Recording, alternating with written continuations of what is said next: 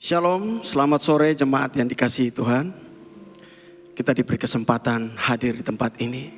Dan biarlah setiap kita terlebih dulu bersyukur kepada Tuhan karena kebaikan Tuhan dalam hidup kita. Teristimewa kita mau menyenangkan Tuhan lewat pujian dan penyembahan. Karena kita percaya ketika kita tahu bahwa Tuhan itu sangat baik dan teramat baik dalam hidup kita. Hanya satu kata, terima kasih Tuhan, Engkau luar biasa.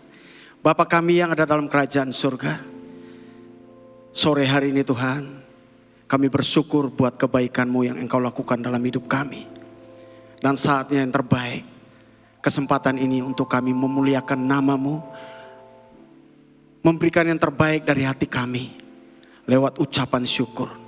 Kami berkata bahwa teramat baik, Engkau luar biasa, Engkau amat baik, Engkau luar biasa. Terima kasih Tuhan, terima kasih Tuhan. Terima kasih Tuhan, kami bersyukur dan kami percaya biar Roh Kudus membawa kami lebih lagi dalam pujian penyembahan aja. Supaya kami bisa Tuhan mengalami hal-hal yang luar biasa bersama-sama dengan Engkau lewat pujian ini. Dalam nama Tuhan Yesus, haleluya. Amin.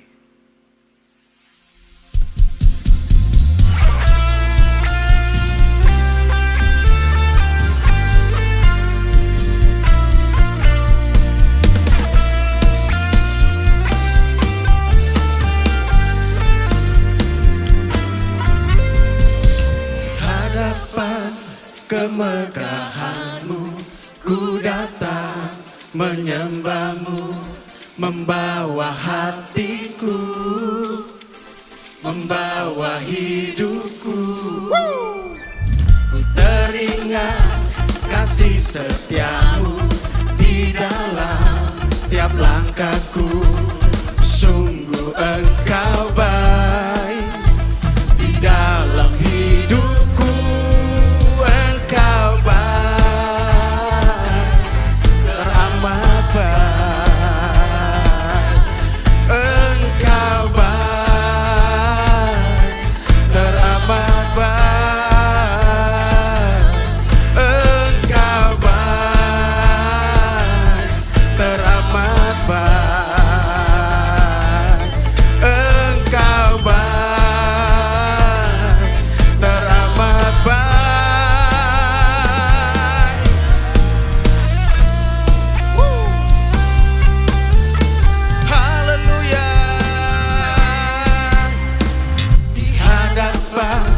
Kemegahan-Mu, ku datang menyembah-Mu, membawa hatiku, membawa hidupku. Ku teringat kasih setia-Mu di dalam setiap langkahku. Sungguh Engkau baik di dalam hidupku.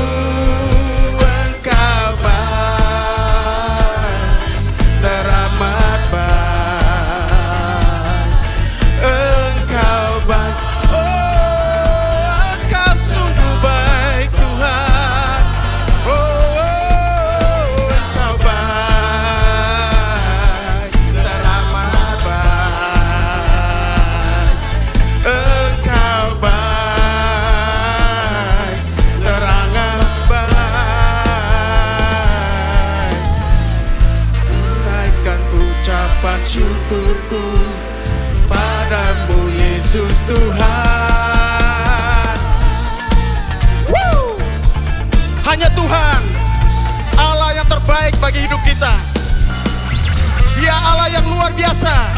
Biarlah setiap kita memuliakan Tuhan karena Dia baik. Engkau baik, teramat baik.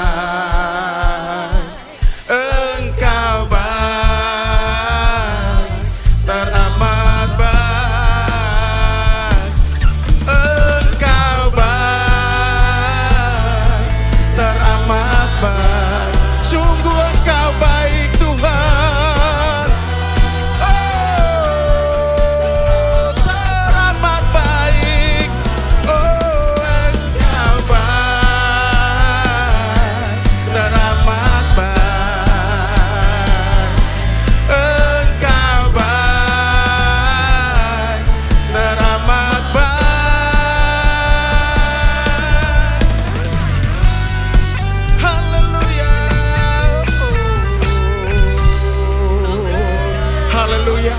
kemuliaan bagi Tuhan. Haleluya. Haleluya, haleluya. Haleluya Tuhan. Terima kasih Tuhan. Kami percaya Tuhan, dengan iman ketika kami memuliakan nama-Mu dengan benar. Terlebih lagi Tuhan, ketika kami menaikkan doa-doa kami. Ketika kami berseru kepada Engkau, kami begitu yakin bahwa doa kami terjawab. Tuhan akan menjawab. Tuhan akan menjawab setiap doa-doa kita tepat pada waktunya. Terima kasih Tuhan. Haleluya.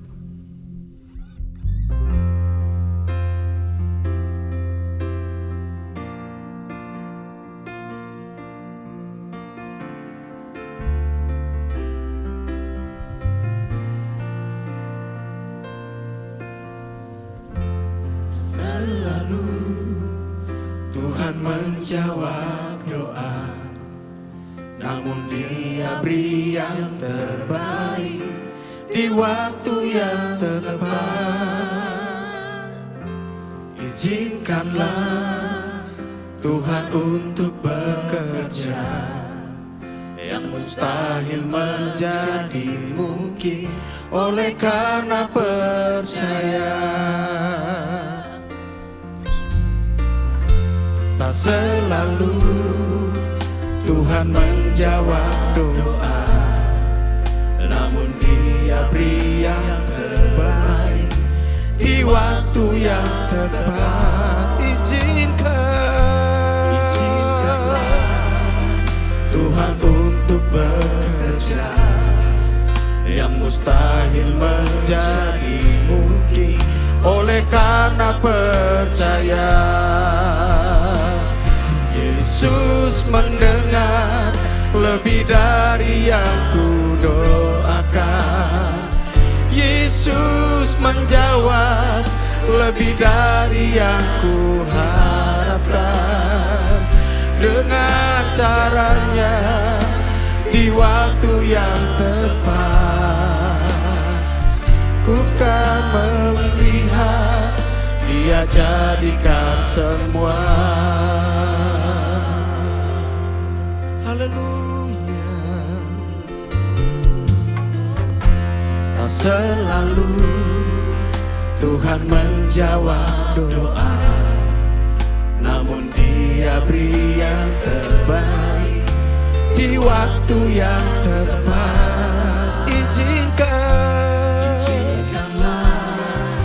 Tuhan untuk bekerja, yang mustahil menjadi mungkin oleh karena percaya. Tak selalu Tuhan menjawab doa, namun Dia beri yang terbaik di waktu yang tepat. Izinkanlah Tuhan untuk bekerja, yang mustahil menjadi mungkin oleh karena oh Yesus mendengar lebih dari yang ku doakan. Yesus menjawab lebih dari yang ku harapkan. Dengan caranya di waktu yang tepat, ku kan melihat Dia jadikan. Yesus mendengar, lebih dari yang ku doakan. Yesus menjawab lebih dari yang ku harapkan. Dengan caranya di waktu yang tepat, ku kan melihat Dia jadikan. Yesus mendengar, Yesus mendengar lebih dari yang ku doakan. Yesus menjawab lebih dari yang ku harapkan. Dengan caranya waktu yang tepat, ku kan melihat Dia. Sekali lagi lebih sungguh-sungguh katakan, Yesus mendengar. Yang kami doakan Tuhan, dan Engkau menjawab dari apa yang melebihi apa yang kami harapkan Tuhan. Dengan caranya di waktu yang tepat, ku kan melihat Dia jadikan. Ku kan melihat, ku kan melihat Dia jadikan. Ku kan melihat, ku kan melihat Dia jadikan semua. Sembah Dia.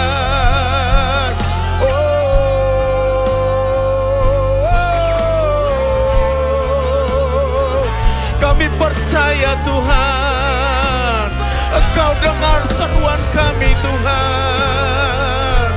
Engkau menjawab setiap seruan kami Tuhan. Tidak ada yang mustahil.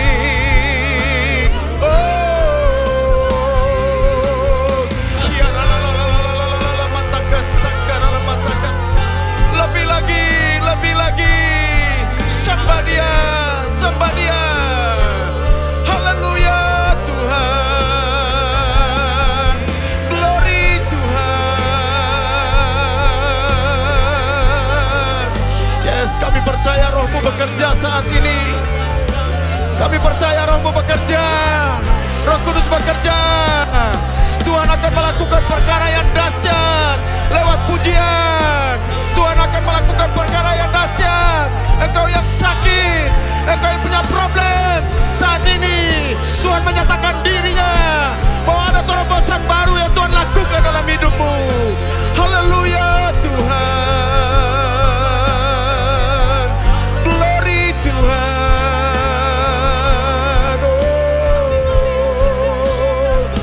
Haleluya. Yes Tuhan, umat-Mu datang sore hari ini dengan pergumulan. Kami tahu Tuhan, di dalam penyembahan ada jawaban, ada jawaban.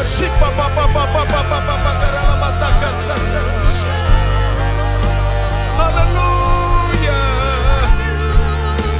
Jesus, Jesus.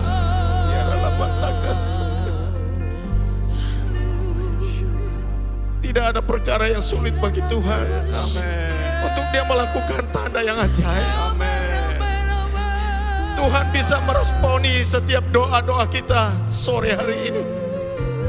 Tidak ada yang mustahil bagi Dia untuk melakukan perkara yang dahsyat. Dia ajaib, Dia ajaib, Dia luar biasa.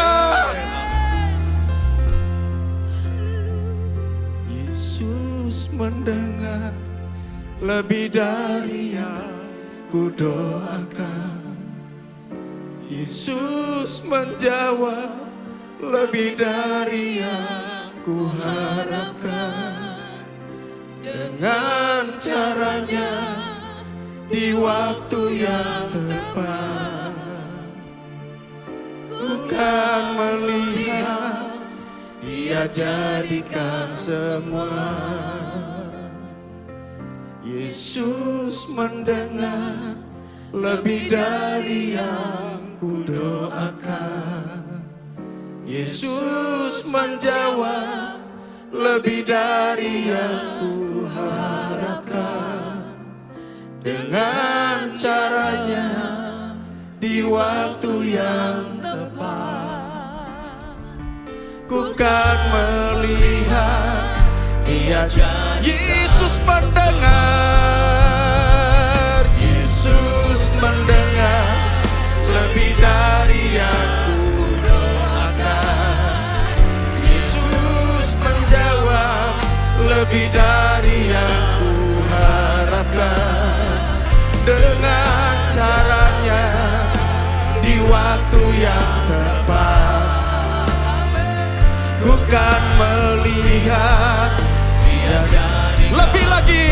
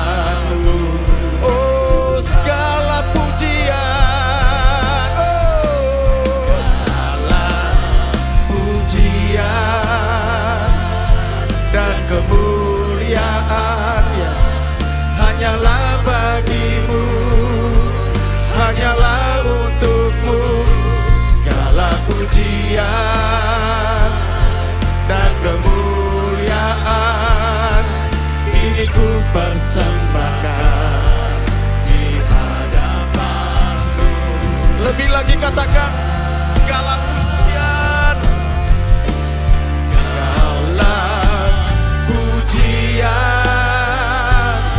dan kemuliaan hanyalah bagimu Tuhan.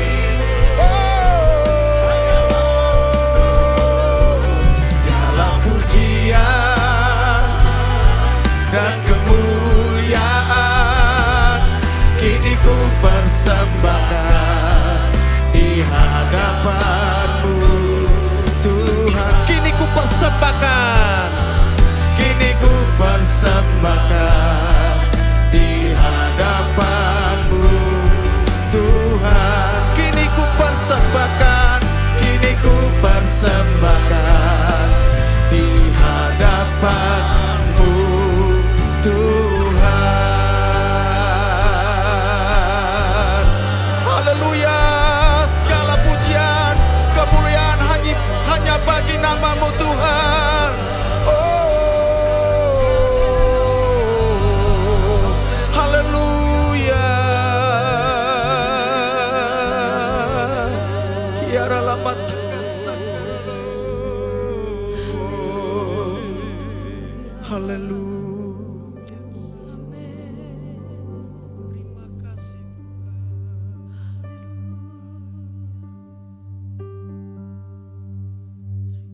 Kami bersyukur ya Tuhan untuk sore hari ini. Kami boleh ada di dalam rumah Tuhan untuk memuji dan memuliakan Engkau. Dan tiba saatnya bagi kami untuk kami belajar kebenaran firman-Mu. Roh Kudus Engkau yang hadir baik kami di gereja maupun kami yang di rumah atau dimanapun Tuhan.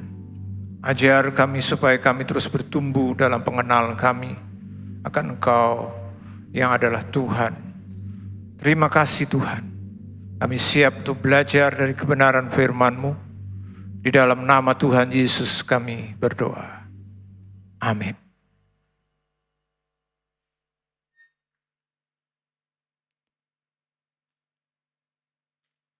Shalom. Puji Tuhan saudara-saudara.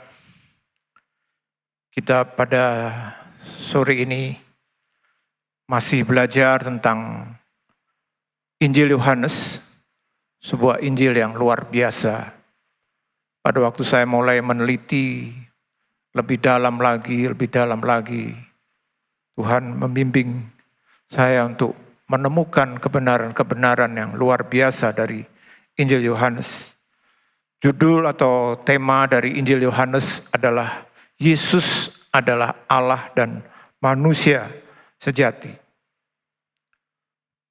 Nah, judul PA untuk saat ini itu adalah iman yang besar. Iman yang besar. Saya yakin setiap kita harus punya iman.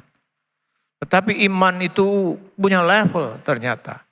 Ada yang kecil, lemah, tapi ada yang besar. Dan kita butuh untuk terus bertumbuh memiliki iman yang semakin besar. Nanti kita akan lihat kenapa kita perlu memiliki iman yang besar. Tujuan daripada PA kali ini adalah supaya setiap kita beriman kepada Yesus sebagai Allah dan manusia sejati. Sehingga kita bisa menjadi umatnya yang teguh dan setia. Dan ini yang perlu kita pelajari. Kita akan belajar dari Yohanes pasal 2 ayat 12 sampai 13. Sesudah itu Yesus pergi ke Kapernaum bersama-sama dengan ibunya dan saudara-saudaranya dan murid-muridnya. Dan mereka tinggal di situ hanya beberapa hari saja. Ketika hari raya Paskah orang Yahudi sudah dekat, Yesus berangkat ke Yerusalem. Bapak Ibu, sebenarnya ayat 12 terutama hampir saya lewatkan. Kita kalau mengikuti PA, kita sudah belajar dari Yohanes 2 ayat 1 sampai 11 itu menjelaskan tentang perkawinan di Kana. Kita banyak belajar bagaimana ada berkat-berkat pernikahan, mujizat air anggur. Itu selesai di dalam ayat 11. Kemudian perikop itu melanjutkan sebenarnya di pasal 2 ayat 13 dan seterusnya. Itu bicara soal Tuhan Yesus masuk ke bait Allah dan menyucikan bait Allah dengan cara menjungkir balikkan meja-meja pedagang. Nah, ayat 12 itu sebagai semacam perantara atau penyambung saja sebenarnya. Sehingga waktu saya mempersiapkan pendalaman Alkitab lanjutan, saya hampir melewatkan ayat 12 terutama. Karena saya anggap tadinya, wah ini hanya sebagai penyambung, sebagai jembatan saja. Masuk dari satu topik, yaitu perkawinan Kana, lalu masuk ke yang namanya penyucian bait Allah. Tapi waktu saya membaca kembali, hati saya tergerak.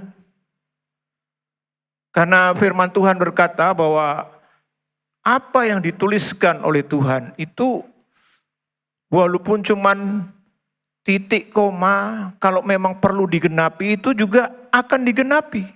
Nah, di dalam kaitan dengan itulah lalu saya mencoba meneliti lebih lanjut, terutama karena di sini dikatakan sesudah itu Yesus pergi ke Kapernaum. Jadi setelah dari Kana, Tuhan menghadiri undangan pernikahan dan dia membuat mujizat air jadi anggur yang dikatakan itu kemuliaan yang pertama sehingga murid-muridnya percaya. Lalu sebelum Yesus ke Yerusalem, itu Tuhan Yesus pergi ke Kapernaum. Bahkan bukan hanya sendiri, Bapak Ibu. Kita baca dikatakan yang pertama dengan ibunya. Lalu yang kedua dengan saudara-saudaranya yang adalah saudara kandung seibu. Lalu dengan murid-muridnya. Artinya apa? Ini sebuah rombongan yang besar.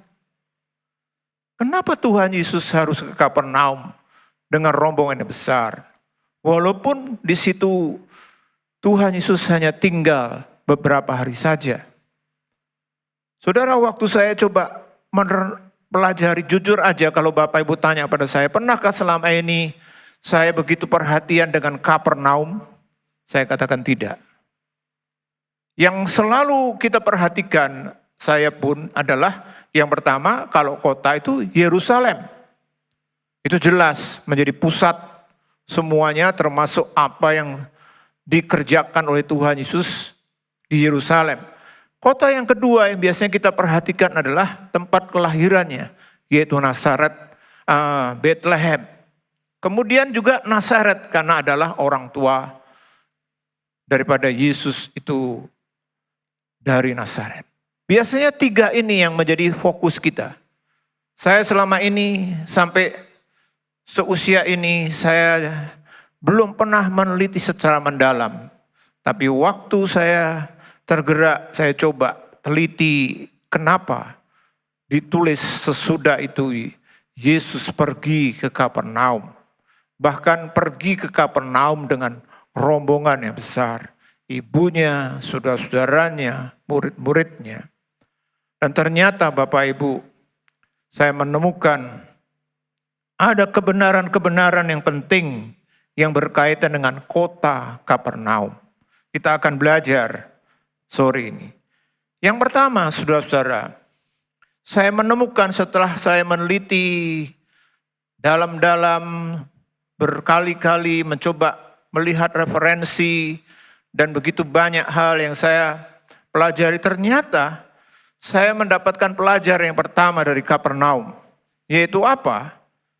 Kota ini mengajarkan sebuah kebenaran bahwa kalau entah itu kota, tempat, atau mungkin orang, sudah ditentukan. Lalu bukan hanya ditentukan, Kapernaum ini dipilih oleh Tuhan. Tapi ternyata belum tentu selamat dalam pengertian bisa terus sampai akhir. Ini yang kita pelajari. Kita lihat Yang pertama, saudara-saudara, kenapa saya katakan kota Kapernaum itu ditentukan? Artinya betul-betul ditetapkan Tuhan untuk menjadi sebuah kota yang ada kaitannya dengan Tuhan Yesus. Kita akan baca di dalam Yesaya pasal 8 ayat 23 sampai pasal 9 ayat 1.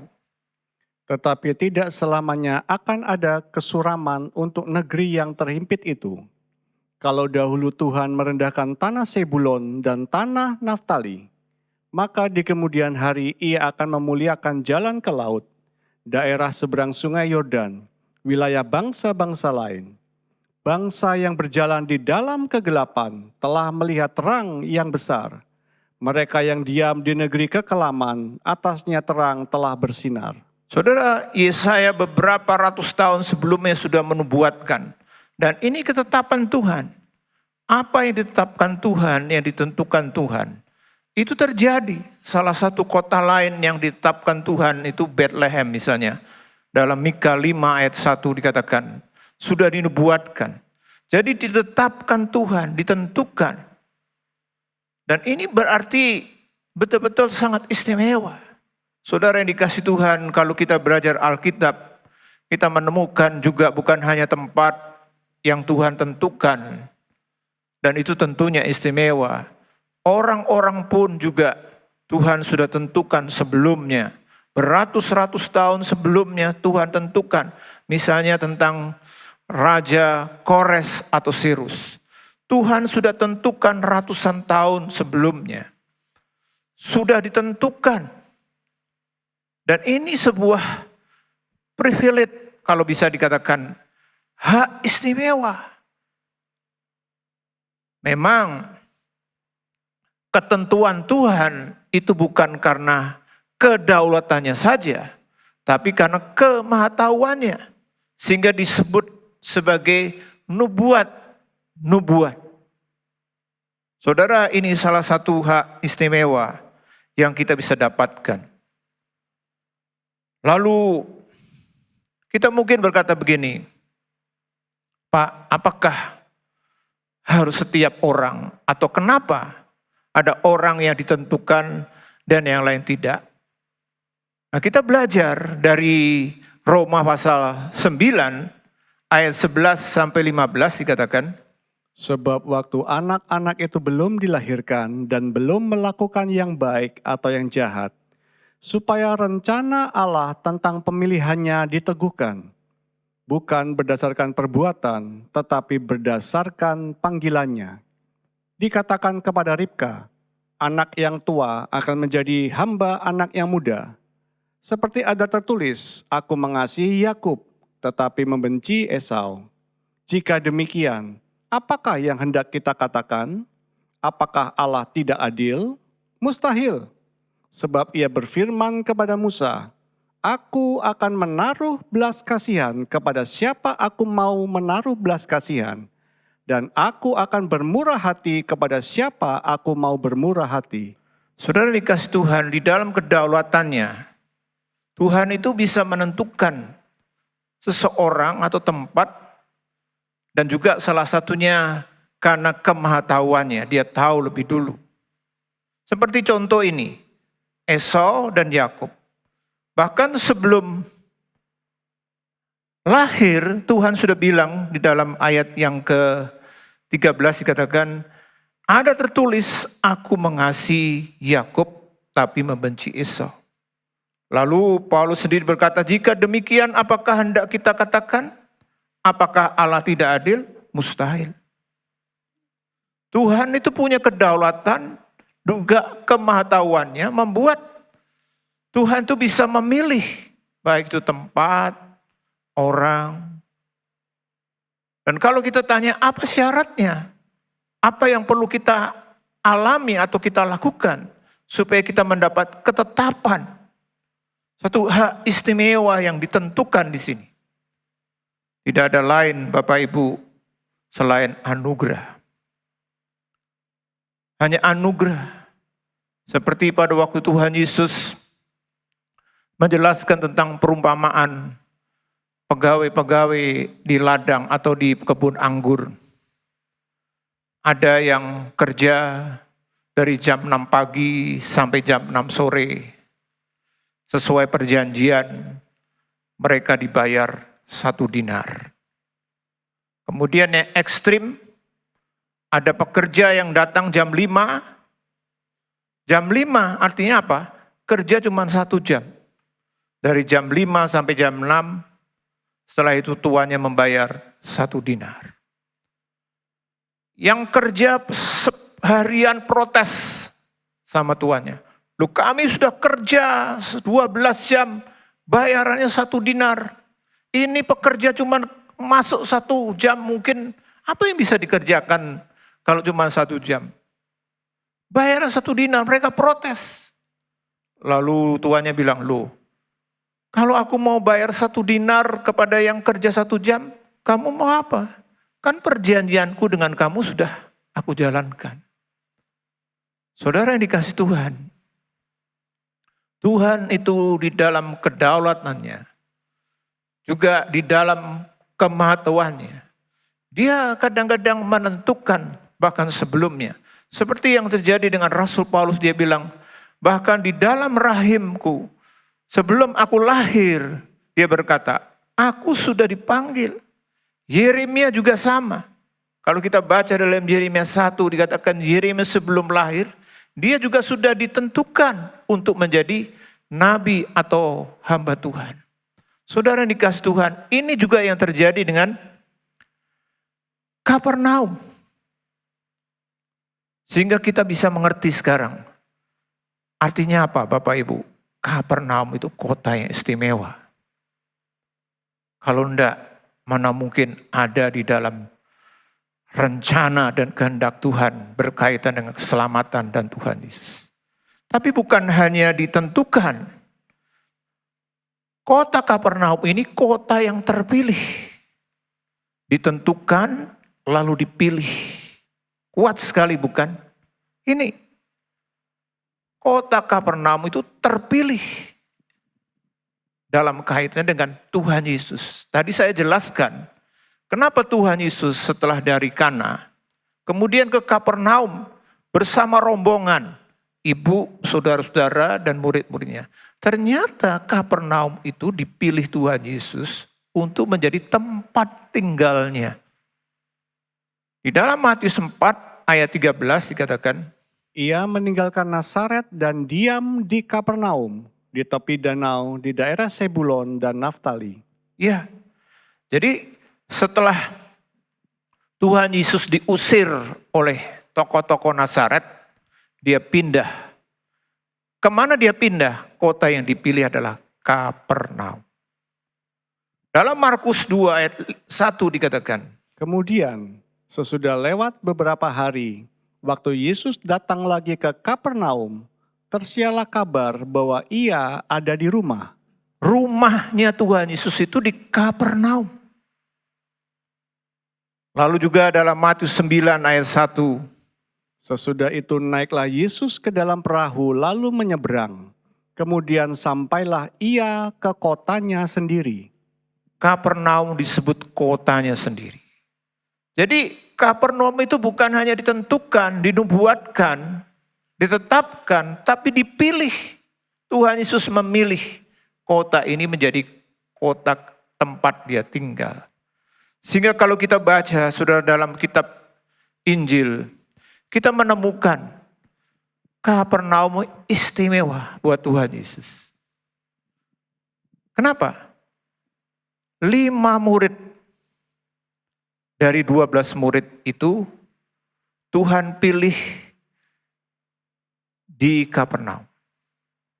Petrus dan Andreas, kemudian Yakobus dan Yohanes, kemudian juga Matius pemungut cukai. Lalu kalau kita baca dalam Markus 9 ayat 35 sampai 50, kita menemukan bagaimana Tuhan Yesus itu mengajar banyak hal berkaitan dengan nilai-nilai dan semua hal. Salah satu contohnya dari Markus 9 ini, nanti Bapak Ibu bisa baca di rumah atau setelah pelajaran ini. Bagaimana Tuhan menjelaskan kebenaran-kebenaran penting. Di mana? Di Kapernaum. Jadi aktivitas Tuhan Yesus itu sangat banyak sekali. Fakta yang paling penting untuk diingat tentang Kapernaum adalah Yesus melakukan lebih banyak mujizat di kota-kota dibandingkan dengan kota-kota lain. Kapernaum paling banyak. Lalu berkhotbah, karena di situ juga ada sinagog, Tuhan mengajar. Berkhotbah di sekitar Kapernaum lebih banyak dibandingkan tempat lain. Saudara, kita lihat di sini, kota Kapernaum bukan hanya ditentukan, tapi juga dipilih. Kalau dipilih artinya apa? Kapernaum sebenarnya memiliki kesempatan. Kesempatan yang lebih banyak dibandingkan kota lain atau tempat lain. Bayangkan, Tuhan Yesus tinggalnya di situ. Banyak mujizat-mujizat terjadi di situ. Ngajar, aduh. Coba Bapak Ibu bisa bayangkan. Andai kata Tuhan Yesus ada di Semarang. Tinggal di Semarang. Ngajar di Semarang. Atau yang lebih sempit lagi. Bapak Ibu bisa bayangkan kalau andai kata Tuhan Yesus menjadi gembala sidang di gereja ini. Tiap kali melayani di sini, mengajar di sini, membuat mujizat di sini. Saudara, gak perlu terlalu lama. Gereja kita gak muat Bapak Ibu untuk menampung jiwa-jiwa. Ini yang terjadi dengan Kapernaum.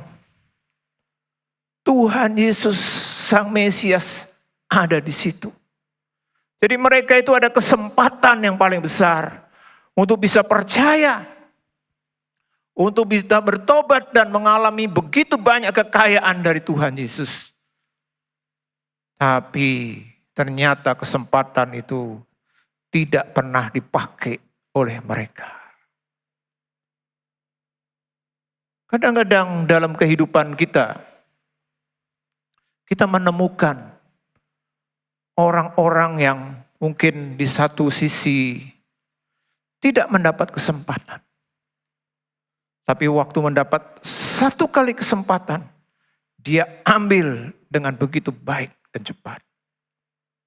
Tapi kadang-kadang kita menemukan ada orang, saya pernah mendengar bagaimana ada orang mengalami mujizat. Bukan hanya satu kali dalam hidupnya. Tapi kepercayaan dengan Tuhan tidak pernah berubah dan tidak pernah bertumbuh. Saudara yang dikasih Tuhan, sehingga jangan sampai kita berkata begini, wah saya tidak pernah mendapat kesempatan untuk ini itu. Ya maka inilah yang terjadi dengan saya. Tidak seperti si A, si B itu, wah kesempatannya banyak. Kapernaum Bapak Ibu punya kesempatan yang luar biasa. Ketemu dengan Yesus bukan hanya harus mingguan, harian karena rumahnya di situ. Tapi ternyata yang terjadi adalah mereka tidak selamat. Itulah sebabnya saya katakan tadi, ditentukan atau dengan istilah sekarang dipredestinasikan, lalu dipilih, ternyata belum tentu selamat. Lukas 10 ayat 13 sampai 15 dikatakan, Celakalah engkau Korasim, celakalah engkau Betsaida, karena jika di Tirus dan di Sidon terjadi mujizat-mujizat yang telah terjadi di tengah-tengah kamu, sudah lama mereka bertobat dan berkabung. Akan tetapi pada waktu penghakiman, tanggungan Tirus dan Sidon akan lebih ringan daripada tanggunganmu. Dan engkau, Kapernaum, apakah engkau akan dinaikkan sampai ke langit? Tidak, engkau akan diturunkan sampai ke dunia orang mati. saudara, sampai Tuhan Yesus bandingkan Kapernaum ini dengan Korasim. Karena memang itu satu wilayah, ya, berdekatan. Lalu Betsaida.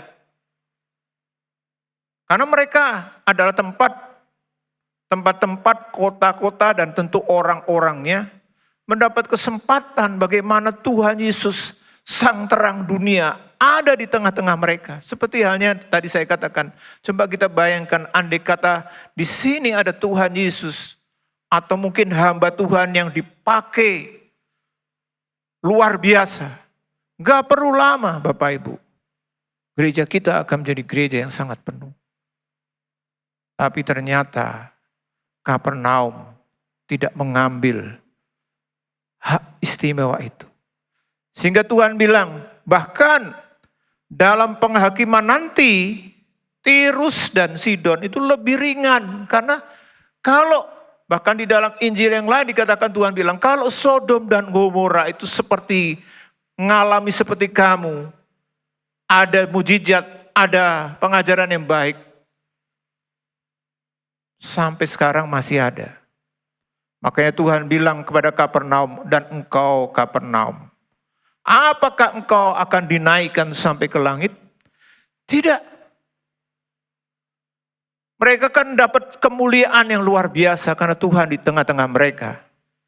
Mereka ditentukan di mana terang yang besar itu datang dalam kegelapan. Tapi ternyata mereka harus turun ke dunia orang mati. Bapak Ibu, saudara-saudara dikasih Tuhan. Jadi tidak ada jaminan, Alkitab mengajarkan bahwa kalau seseorang itu ditentukan, dipilih, belum tentu akhirnya baik dan benar. Alkitab mengajarkan, kalau kita baca di dalam 2 Petrus 2 ayat 4 sampai 6 dan 9 dikatakan, Sebab jikalau Allah tidak menyayangkan malaikat-malaikat yang berbuat dosa, tetapi melemparkan mereka ke dalam neraka, dan dengan demikian menyerahkannya ke dalam gua-gua yang gelap, untuk menyimpan mereka sampai hari penghakiman. Dan jikalau Allah tidak menyayangkan dunia purba, tetapi hanya menyelamatkan Nuh, pemberita kebenaran itu, dengan 7 orang lain, ketika ia mendatangkan air bah atas dunia orang-orang yang fasik.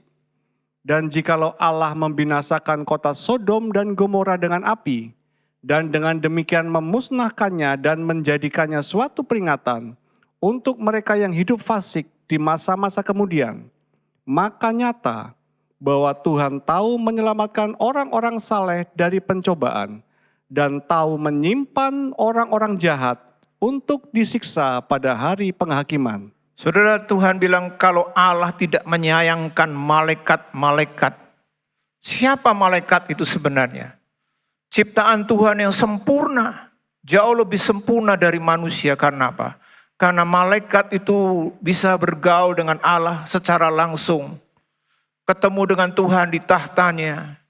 Melihat bagaimana hal-hal yang sifatnya kekekalan itu nyata dalam hidup mereka.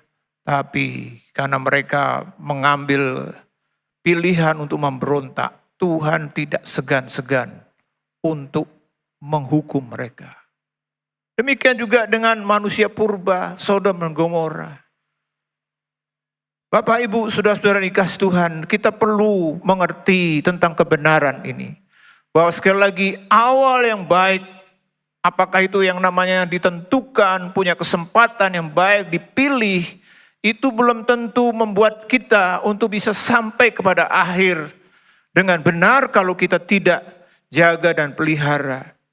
Kalau kita baca juga dalam Ibrani 6 ayat 4 sampai 6 dikatakan, Sebab mereka yang pernah diterangi hatinya, yang pernah mengecap karunia sorgawi, dan yang pernah mendapat bagian dalam Roh Kudus, dan yang mengecap firman yang baik dari Allah dan karunia-karunia dunia yang akan datang, namun yang murtad lagi, tidak mungkin dibaharui sekali lagi sedemikian, hingga mereka bertobat, sebab mereka menyalibkan lagi anak Allah bagi diri mereka, dan menghinanya di muka umum. Saudara lihat, Ibrani 6 menjelaskan, ciri-ciri orang, bahkan dikatakan pernah diterangi hatinya, lalu mengecap karunia surgawi, pernah mendapat bagian-bagian dan Roh Kudus, mengecap firman yang baik dari Allah, lalu bahkan karunia-karunia dunia yang akan datang. Kurang apa Bapak Ibu? Orang yang seperti ini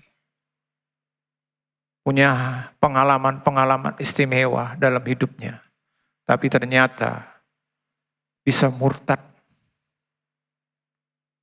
bisa mundur. Jadi sekali lagi, keselamatan itu membutuhkan ketekunan, kesetiaan.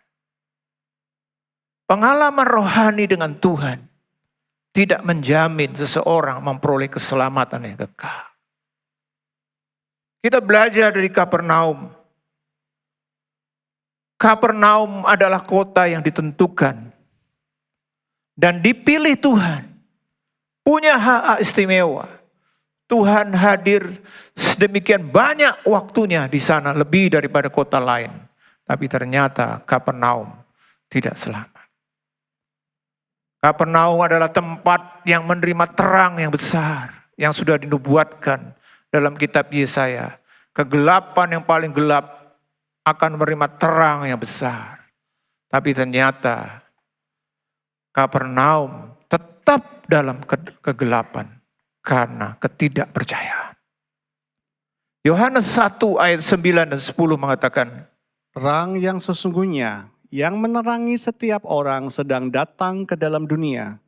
Ia telah ada di dalam dunia, dan dunia dijadikan olehnya, tetapi dunia tidak mengenalnya. ya, terang yang sesungguhnya sudah datang ke dalam dunia. Tapi ternyata ada bahkan orang-orang atau kelompok orang, kota, yang begitu diistimewakan pun tidak pernah mendapat keuntungan dari terang itu. Masih dalam kegelapan. Bapak Ibu, dari pelajaran ini kita harus tahu apa yang perlu kita lakukan sebagai orang percaya. Saya mau bandingkan. Kalau saya bandingkan Kapernaum dengan dunia modern, sangat jauh berbeda. Kalau Kapernaum waktu itu menjadi tempat tinggal Tuhan Yesus. Sehingga apa? Sehingga Kapernaum mengalami mujizat demi mujizat. Bahkan mereka mendapat pengajaran yang langsung dari Tuhan Yesus. Sedangkan dunia modern sekarang yang kita hidup, apa yang dominan Bapak Ibu? Ilmu pengetahuan. Bukan mujizat, tapi teknologi. Lalu ada humanisme. Sehingga tidak heran, Kapernaum yang sedemikian rupa saja tidak percaya sama Tuhan. Bagaimana dengan keadaan sekarang? Makanya Tuhan Yesus dalam Lukas 18 ayat 8, dia sudah meneropong, nanti kalau aku datang, ada enggak iman? Di dalam Lukas 18 ayat 8 dikatakan, Aku berkata kepadamu, ia akan segera membenarkan mereka. Akan tetapi, jika anak manusia itu datang, adakah ia mendapati iman di bumi? Saudara, ini masalah yang sangat penting sekali. Coba Kapernaum yang sedemikian rupa saja mengalami Tuhan.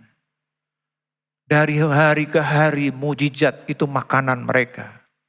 Mereka diajar di sinagog. Saudara bisa bayangkan Tuhan Yesus tiap minggu khotbah di mimbar ini. Kayak apa seharusnya yang terjadi, bukan? Tapi ternyata mereka tidak percaya. Dan sekarang dunia kita, ini yang perlu supaya setiap kita itu betul-betul waspada, sadar, baik untuk diri kita maupun untuk keluarga kita, anak-anak kita, generasi berikutnya. Sekarang dunia modern apa yang menjadi Tuhan? Yang didewakan, ilmu pengetahuan. Karena memang ilmu pengetahuan itu sepertinya menjawab semua problem dan masalah, bukan? Mengalami mujizat demi mujizat yang namanya teknologi. Dan sekarang juga yang didengar bukan firman Tuhan, tapi nilai-nilai humanisme begitu luar biasa mempengaruhi. Sehingga tidak heran Tuhan berkata 2000 tahun yang lalu bahwa dia sudah melihat nanti atau di zaman ini sebelum dia datang. Dia berkata satu pernyataan, adakah iman di bumi? Masihkah ada kepercayaan yang benar? Masih adakah iman yang benar? Saudara yang dikasih Tuhan, kita perlu mengerti dan memprihatinkan hal ini. Oleh sebab itu kita perlu belajar bagaimana kita tetap hidup beriman di tengah arus ketidakpercayaan. Kapernaum mengajarkan kita memang kota yang istimewa, kota yang luar biasa karena dipercaya Tuhan. Tapi mereka menolak. Meskipun demikian, ternyata di tengah-tengah Kapernaum masih ada segelintir orang. Salah satunya adalah perwira. Ini ironisnya. Dia bukan orang Yahudi, dia perwira Romawi, tapi dia punya iman yang luar biasa. Di tengah-tengah arus ketidakpercayaan orang-orang Kapernaum, muncul masih seorang yang punya iman. Bahkan Tuhan Yesus menyebutnya iman yang besar. Nah, ini yang perlu kita pelajari supaya setiap kita juga di tengah-tengah arus apapun yang sekarang sedang melanda, kita ditolong Tuhan untuk tetap memiliki iman yang benar. Kita baca di dalam Matius pasal 8 ayat 5 sampai 13. Ketika Yesus masuk ke Kapernaum, datanglah seorang perwira mendapatkan dia dan memohon kepadanya, "Tuan, hambaku terbaring di rumah karena sakit lumpuh, dan ia sangat menderita." Yesus berkata kepadanya, "Aku akan datang menyembuhkannya." Tetapi jawab perwira itu kepadanya, "Tuan, aku tidak layak menerima Tuan di dalam rumahku. Katakan saja sepatah kata, maka hambaku itu akan sembuh. Sebab aku sendiri seorang bawahan, dan di bawahku ada pula prajurit. Jika aku berkata kepada salah seorang dari prajurit itu, 'Pergi,' maka ia pergi. Dan kepada seorang lagi, 'Datang,' maka ia datang. Ataupun kepada hambaku, 'Kerjakanlah ini,' maka ia mengerjakannya." Setelah Yesus mendengar hal itu, heranlah ia, dan berkata kepada mereka yang mengikutinya, "Aku berkata kepadamu, sesungguhnya iman sebesar ini tidak pernah aku jumpai pada seorang pun di antara orang Israel. Aku berkata kepadamu, banyak orang akan datang dari timur dan barat, dan duduk makan bersama-sama dengan Abraham, Ishak dan Yakub di dalam kerajaan sorga. Sedangkan anak-anak kerajaan itu akan dicampakkan ke dalam kegelapan yang paling gelap. Di sanalah akan terdapat ratap dan kertak gigi." Lalu Yesus berkata kepada perwira itu, "Pulanglah, dan jadilah kepadamu seperti yang engkau percaya." Maka pada saat itu juga sembuhlah hambanya. Saudara, Tuhan Yesus berkata, sesungguhnya iman sebesar ini tidak pernah aku jumpai, dikatakan pada seorang pun di antara orang Israel. Luar biasa. Nah, kita perlu belajar supaya kita juga mampu bertahan teguh berdiri di tengah-tengah arus ketidakpercayaan dengan berbagai macam model yang sekarang ini ada. Mungkin kita berkata, kami masih generasi di bawah kita, anak-anak mereka mengalami. Ada banyak sekarang melanda orang-orang masih sepertinya tidak ateis, ya, tidak ateis, tapi mereka mengatakan kami agnostis. Sudah nggak tahu gimana, pokoknya masa bodoh. Saudara, kita perlu, kenapa saya katakan atau Tuhan berkata, perwira ini punya iman yang besar. Saya menemukan dari bacaan ini yang pertama Bapak Ibu. Karena perwira ini percaya kepada Tuhan Yesus yang adalah Allah dan manusia sejati. Itu dibuktikan dengan apa? Pada waktu itu dalam ayat 8 dikatakan, tetapi jawab perwira. Saudara, perwira itu sebuah status kedudukan yang cukup tinggi. Apalagi di kalangan orang Yahudi waktu itu. Mereka sedang dijajah oleh Romawi. Jadi kalau ada perwira, itu sebuah status sosial, ekonomi yang sangat baik, yang dihormati. Tapi waktu dia ketemu dengan Tuhan Yesus, siapa Tuhan Yesus sebenarnya waktu itu? Bukan siapa-siapa. Dia tidak punya jabatan sebagai imam atau mungkin rabi, bukan juga. Bahkan Tuhan Yesus banyak diusir oleh orang Nazaret, diusir. Kapernaum juga mereka tidak percaya. Tapi ini perwira, seorang yang punya jabatan tinggi. Waktu ketemu dengan Tuhan, karena hambanya sakit, dia bilang, Tuhan. Dalam bahasa Yunaninya dipakai kurie, dari kata kurios. Saya yakin artinya adalah Tuhan. Kenapa? Karena dia berkata, aku tidak layak menerima Tuhan. Coba, seorang pejabat tinggi, lalu bilang sama seorang hamba Tuhan, aku gak layak menerima Tuhan. Artinya apa?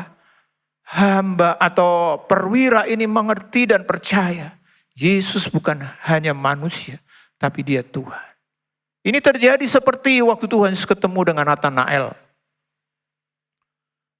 Natanael waktu itu bilang, engkau adalah anak Allah yang hidup.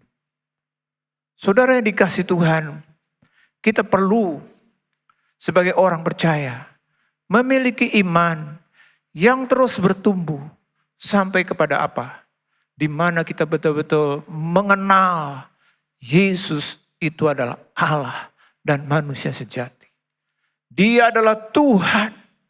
Nah, kalau dia Tuhan artinya kita akan memberikan rasa hormat yang besar. Kita akan betul-betul punya rasa takut yang benar. Seperti perwira ini. Dia bilang, Tuhan, aku tidak layak menerima Tuhan. Gak usah ke rumah. Padahal kalau kita bayangkan perwira, pasti rumahnya sangat baik, besar. Tapi dia merasa tidak layak. Rasa hormat yang besar, itu yang membuat perwira ini disebut punya iman yang besar. Saudara yang dikasih Tuhan, kita perlu bangun pengenalan kita. Inilah waktu saya mempersiapkan Injil Yohanes, saya bilang, Tuhan, biar kami terus bertumbuh sebagai umat-Mu yang punya pengenalan yang benar kepada Tuhan. Bukan hanya sebagai juru selamat yang menyelamatkan, bukan hanya sebagai penyembuh, bukan hanya sebagai penolong, tapi sebagai Raja Tuhan yang harus terus dihormati dan disembah. Saudara yang dikasih Tuhan, kita harus sampai pada kepercayaan seperti ini. Kemudian yang berikutnya, saudara-saudara, kenapa perwira ini punya iman yang besar?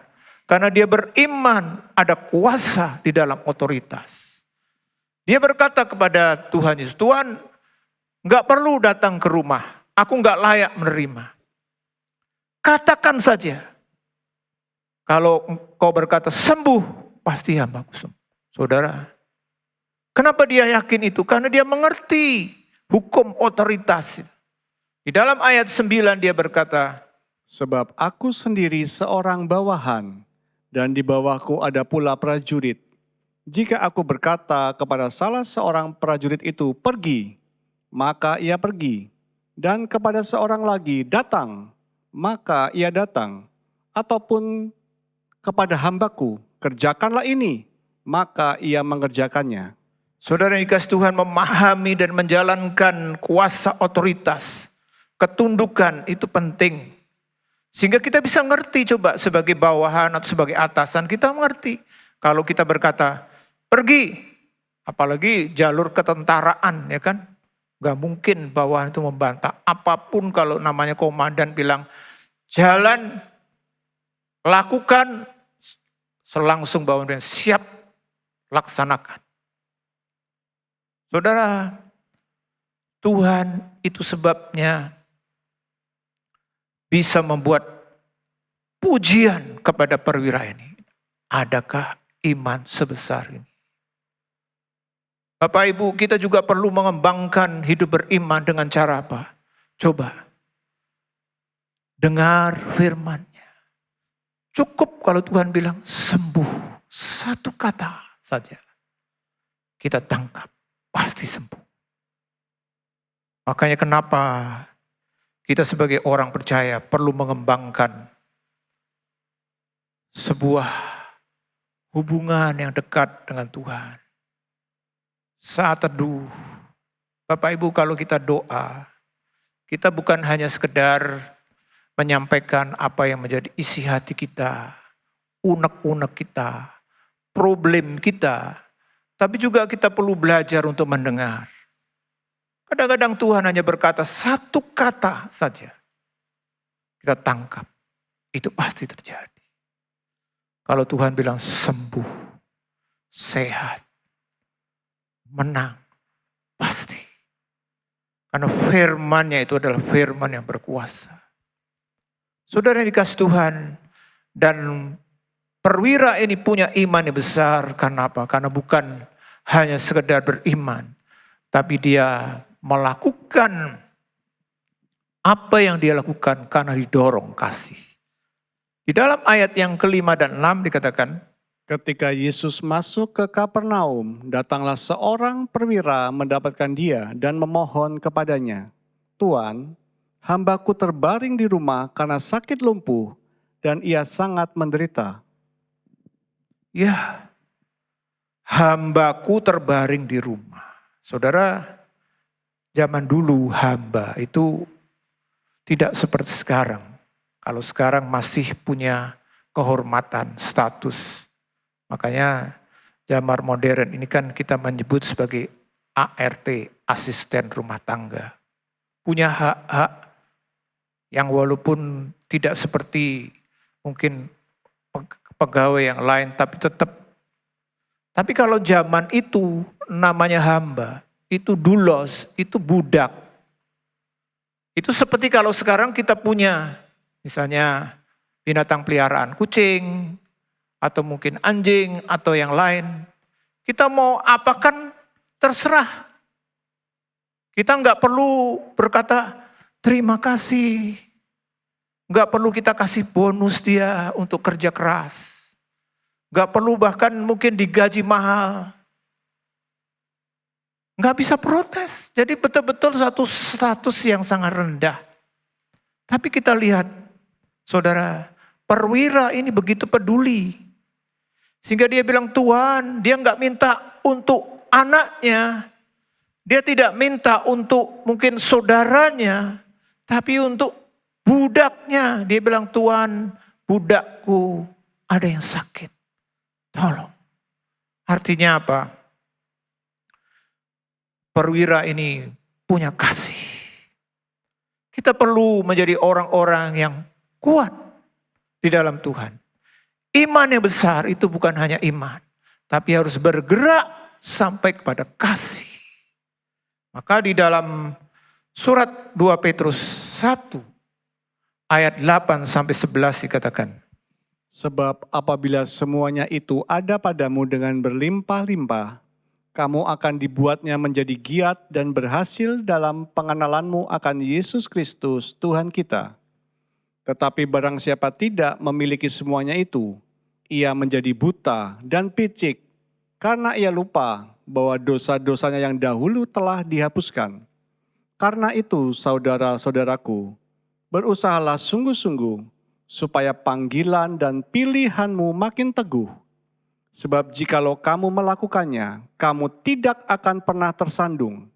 Dengan demikian kepada kamu akan dikaruniakan hak penuh untuk memasuki kerajaan kekal, yaitu kerajaan Tuhan dan Juru Selamat kita, Yesus Kristus.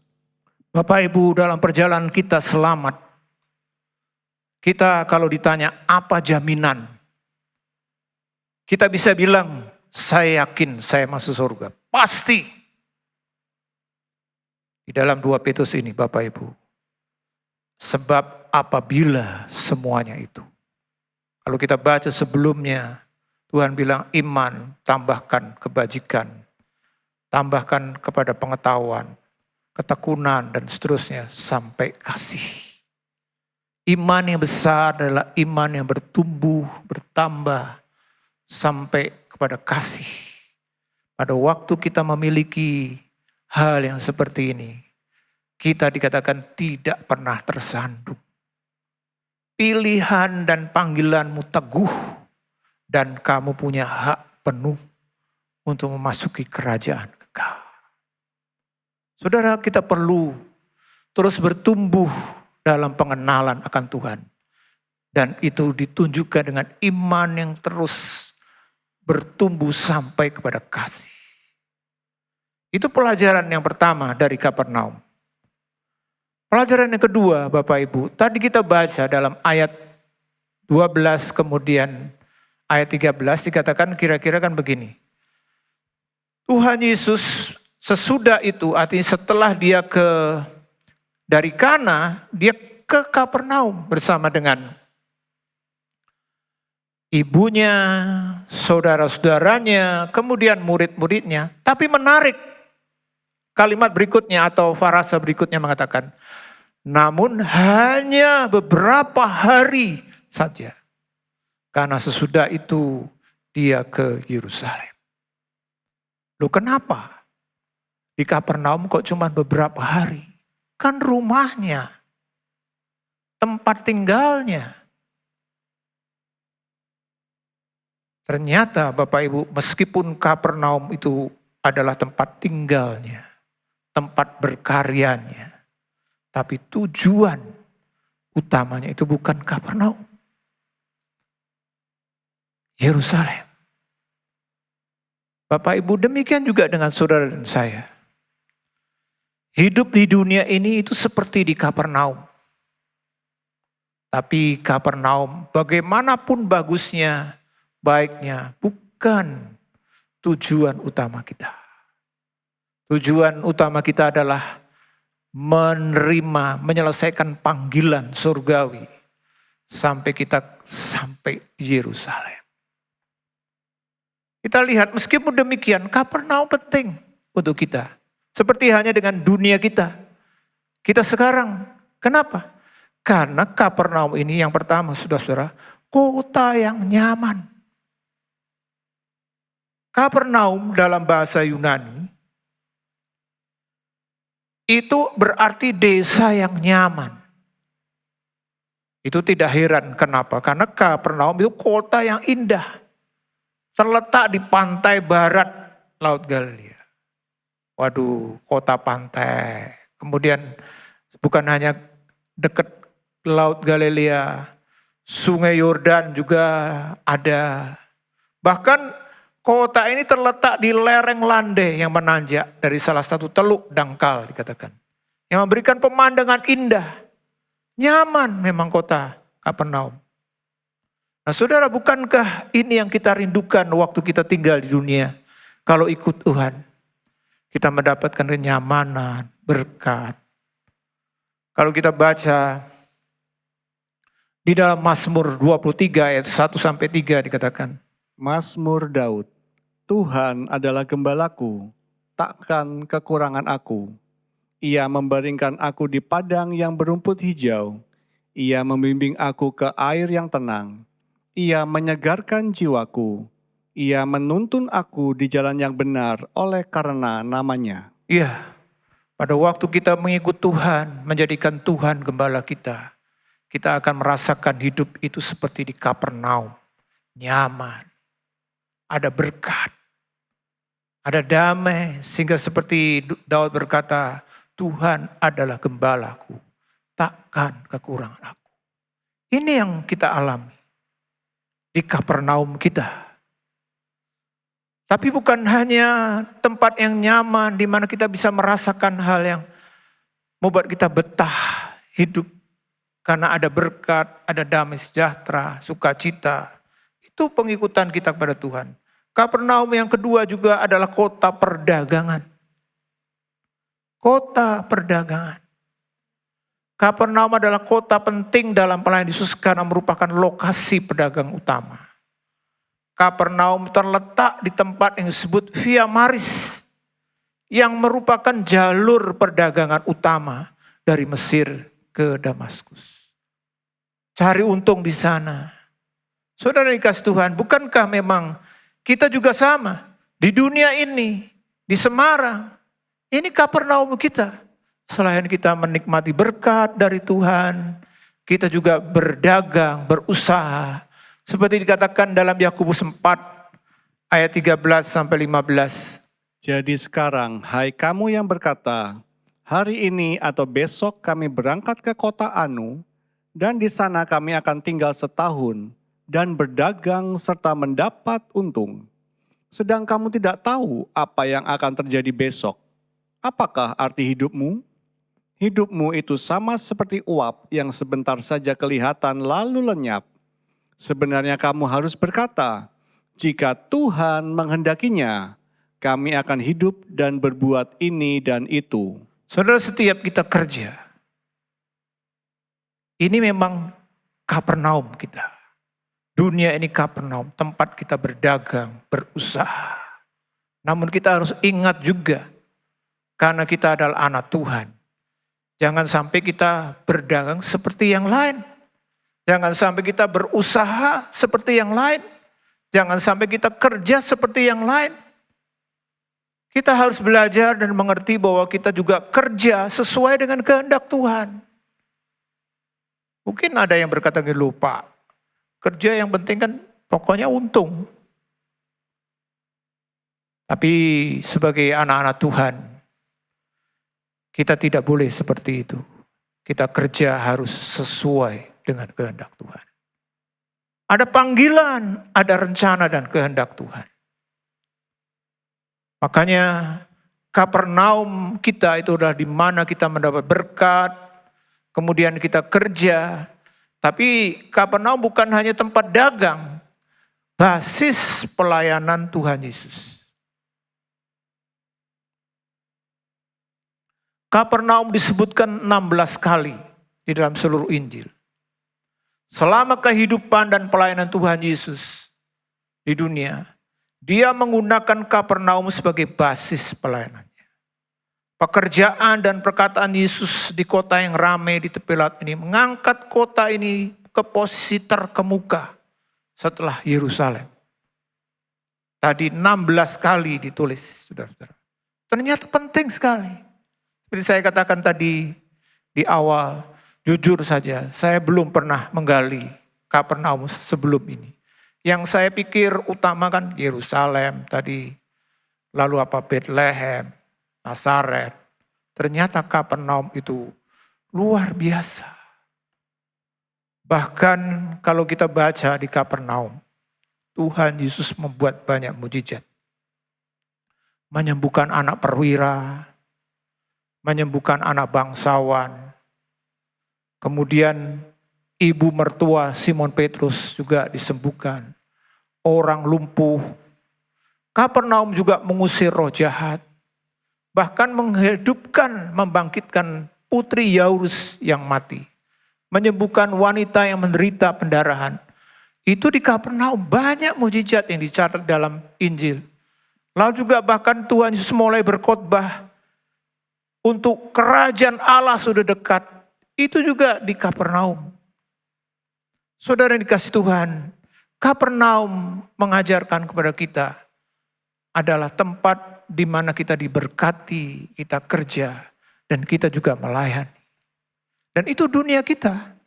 Dunia kita. Di dalam Yohanes 9 ayat 3 sampai 5 dikatakan.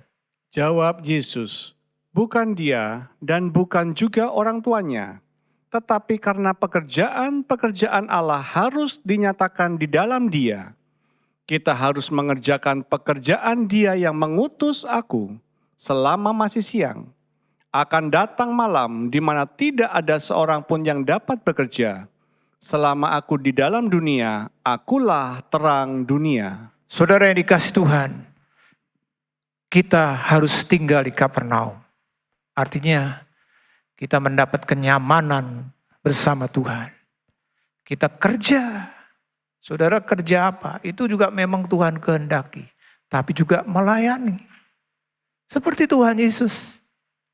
Kapernaum bagi dia tempat bahkan pelayanan, basis pelayanannya. Banyak mujizat. Nah, kita sebagai orang percaya juga harus melakukan ini. Di dunia ini, Kapernaum kita. Tapi seperti tadi kita baca dalam Yohanes 2 ayat 13, ayat 12 dikatakan hanya beberapa hari saja. Artinya apa? Meskipun kita di dunia ini, di tempat di mana kita tinggal sekarang, kita menikmati berkat, kita bisa bekerja dengan baik, dan kita juga harus melayani dengan baik. Tapi ini bukan tempat kita. Kita hanya beberapa hari. Kita harus terus berangkat menuju Yerusalem. Itu panggilan surgawi kita. Itu tujuan kita.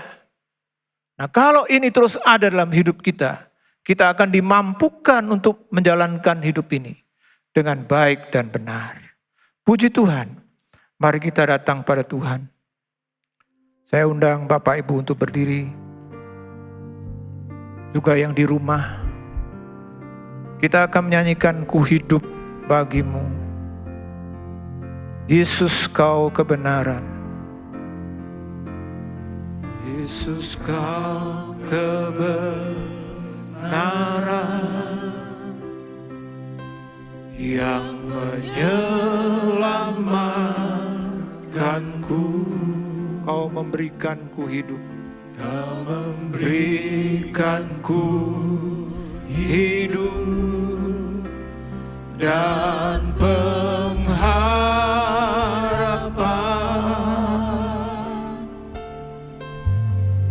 Ku ikut kehendak-Mu. Ku perlu anugerah-Mu. Ku nyatakan janjiku kepadamu. Kalau ku hidup, kalau ku hidup bagimu.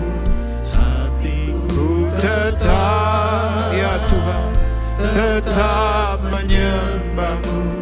Dunia tak bisa menjauhkanku dari kasih-Mu. Selama ku hidup, selama ku hidup bagimu. Mataku tetap memandang-Mu. Dunia tak bisa menjauhkanku dari kasih-Mu. Kalau ku hidup,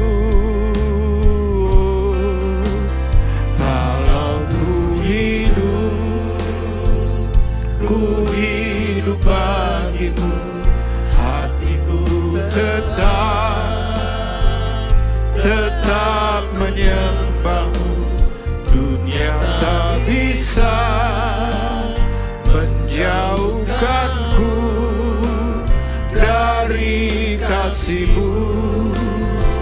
Selama ku hidup,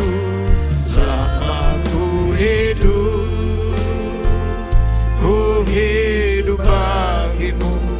Mataku tetap memandang-Mu. Dunia tak bisa menjauhkanku dari kasih-Mu. Bapak, Ibu, saudara-saudara dikasih Tuhan, kita sudah mendengar firman Tuhan tentang Kapernaum. sebuah kota yang ditentukan, dipilih oleh Tuhan, tapi ternyata tidak selamat. Biarlah ini mengingatkan setiap kita sebagai umat pilihannya. Jangan sampai kita merasa, wah saya sudah dipilih, diistimewakan, pasti semua beres. Tidak. Kita tetap harus hidup di dalam iman yang semakin besar. Iman yang sampai kepada kasih. Kapernaum yang sedemikian istimewa tidak membuat orang-orangnya bertobat. Apalagi sekarang kita menghadapi dunia yang begitu banyak diwarnai dengan ketidakpercayaan kepada Tuhan. Maka mari kita terus belajar mengembangkan, menumbuhkan iman yang membuat kita menjadi setia sampai akhir. Terima kasih Tuhan, Engkau sudah ajar setiap kami, biar kami benar-benar menjadi umat Tuhan yang bisa mengerti kesempatan, menghargainya, menjalankan. Bahkan kami tinggal di Kapernaum kami Tuhan, di dunia ini. Kami diberkati, kami bekerja, tapi kami juga melayani. Namun semuanya ini akan kami tinggal.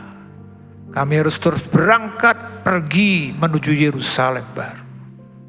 Tuhan Kau berkati kami semua yang sudah mendengar firman-Mu. Dan sekarang kita angkat tangan untuk menerima berkat-Nya.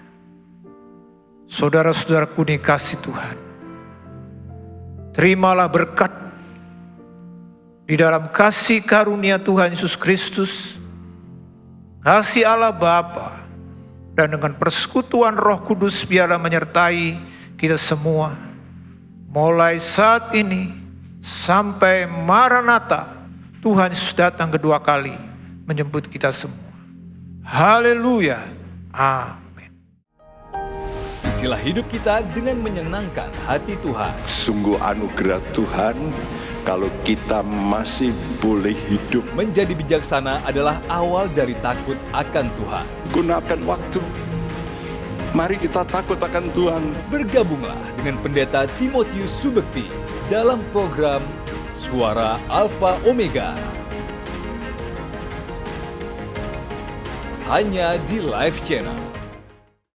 Penyaluran kolekte maupun persembahan lainnya dapat dilakukan melalui transfer ke nomor rekening gereja dengan nomor 009 707 2071 atas nama Megawati dan Lee Irwande atau dengan scan QR Code berikut ini. Bagi jemaat Tuhan yang rindu mendapatkan informasi seputar kegiatan gereja, renungan harian, dan lain-lain melalui WhatsApp gereja, Anda dapat mendaftar dengan cara ketik BC spasi on dan mengirimkan ke WA gereja dengan nomor 0815 7802 2000.